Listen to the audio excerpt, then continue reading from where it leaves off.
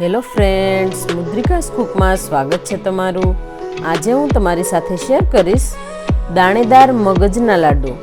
આ મગજના લાડુ ખાવામાં એકદમ સ્વાદિષ્ટ લાગે છે અને ઘરમાં રહેલી ઓછી વસ્તુમાંથી બની જાય છે અને ઘરે બનાવવા પણ એકદમ સહેલા છે। આ લાડુ બનાવવા માટે પરફેક્ટ માપ લેવું અને લોટને બરાબર શેકવાની જ ખૂબી છે। તો ચાલો દાણેદાર મગજના લાડુ બનાવવાનું શરૂ કરીએ।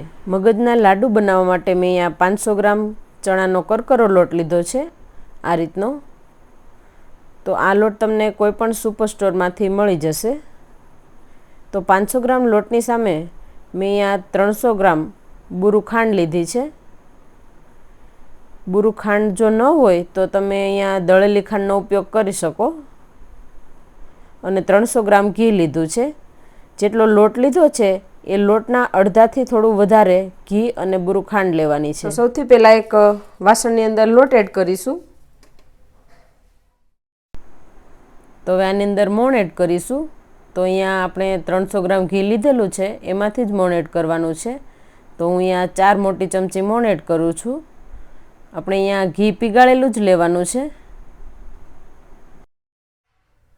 4 ચમચી આપણે અહીંયા મોણ માટે ઘી લીધેલું છે, તો 4 ચમચી દૂધ લઈશું મોણ માટે।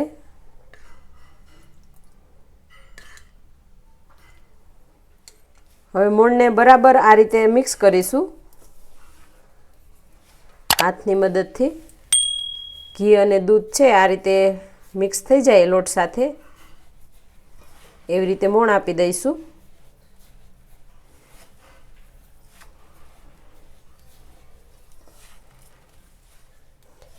લોટમાં આ રીતે બરાબર મોણ આપીશું। આ રીતે મોણ આપવાથી લાડુડી છે એ મોઢામાં મૂકતા જ પીગળી જાય એવી બને છે, એકદમ સોફ્ટ। મોણ બરાબર લાગી ગયું છે, આ રીતનું મુઠ્ઠી પડતું મોણ થઈ ગયું છે। લોટને આ રીતે પ્રેસ કરીને 15 મિનિટ માટે રેસ્ટ આપીશું। 15 મિનિટ જેવું થઈ ગયું છે। હવે લોટ આ રીતનો છે એટલે ચાળી લઈશું, એટલે બધો લોટ એક સરખો થઈ જાય। તો ચાળણાની મદદથી લોટને ચાળી લઈશું।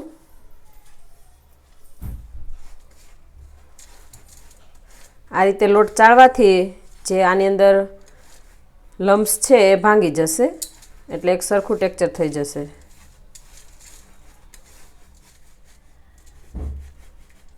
લોટને ચાળી લીધો છે, આ રીતનો એકદમ સરસ તૈયાર થઈ ગયો છે। હવે લોટને શેકી લઈશું। તો લોટને શેકવા માટે આપણે જે અહીંયા 300 ગ્રામ ઘી લીધેલું હતું એ એડ કરીશું।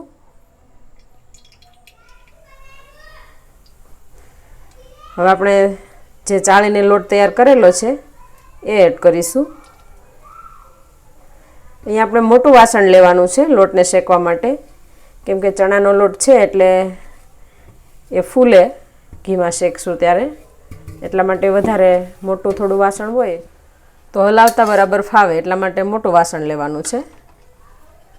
તો એટલા માટે મેં અહીંયા બકડિયું લીધું છે। હવે ગેસની ફ્લેમ મીડિયમ રાખીશું અને લોટને શેકી લઈશું। અત્યારે આપણે ઘી એડ કરેલું છે તો આપણને એવું લાગે છે કે કોરું છે, પણ લોટ છે એ ઘી એબ્ઝોર્બ કરી લેશે અત્યારે, અને જ્યારે લોટ શેકાઈ જશે એટલે ઘી છૂટું પડશે, એટલા માટે આ રીતે હલાવતા જઈશું। આવી રીતે લોટને સતત હલાવતા રહેવાનું છે, એટલે બધી બાજુથી લોટ છે બરાબર શેકાઈ જાય।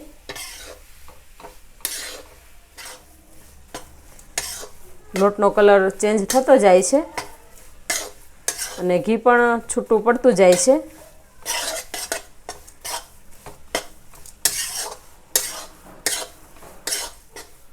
લોટનો કલર ચેન્જ થતો જાય છે અને હજી લોટ શેકવાનો છે। આપણે 5-1 મિનિટ જેવું શેકી લઈશું, કેમ કે જો લોટ કાચો રહેશે તો તાળવે ચોટશે લાડુડી, એટલા માટે લોટ કાચો ન રહે એનું ખાસ ધ્યાન રાખવું।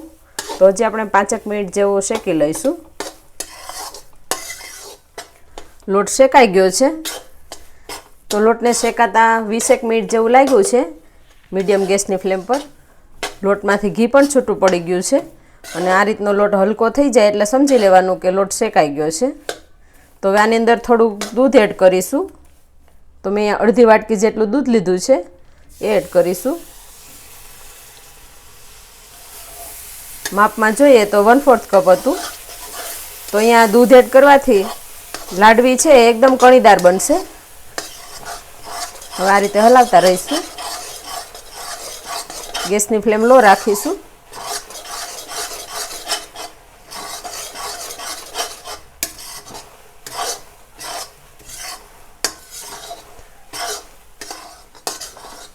લોટ એકદમ સરસ કણીદાર થઈ ગયો છે દૂધ એડ કરવાથી.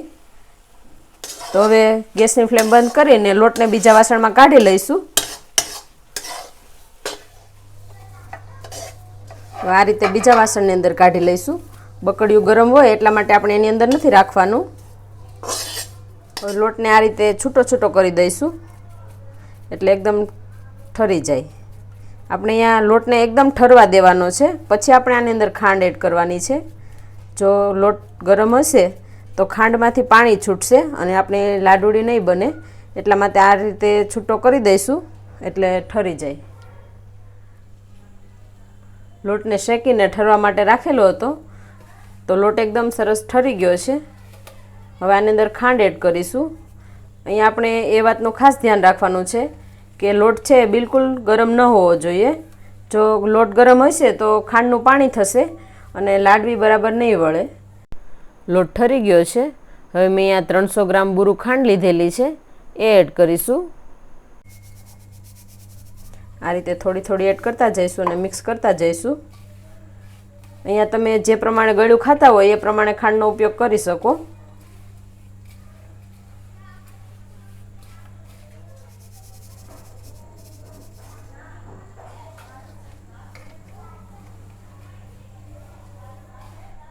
ખાંડ મિક્સ થઈ ગઈ છે.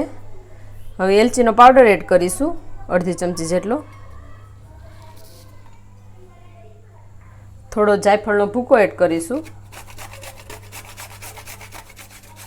જો તમારે અહીંયા જાયફળ અને એલચી એડ ન કરવું હોય તો તમે સ્કીપ કરી શકો, પણ આની અંદર એલચી અને જાયફળનો ટેસ્ટ એકદમ સરસ આવે છે. હવે મિક્સ કરી લઈશું.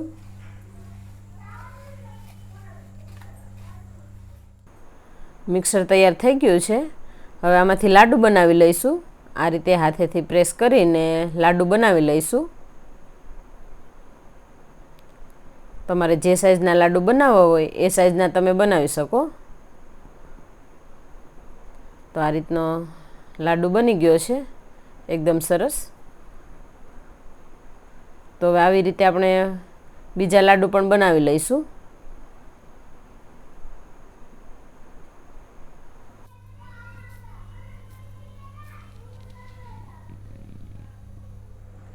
તો અહીંયા બધા લાડુ બનીને તૈયાર થઈ ગયા છે. હવે લાડુને સર્વ કરીશું.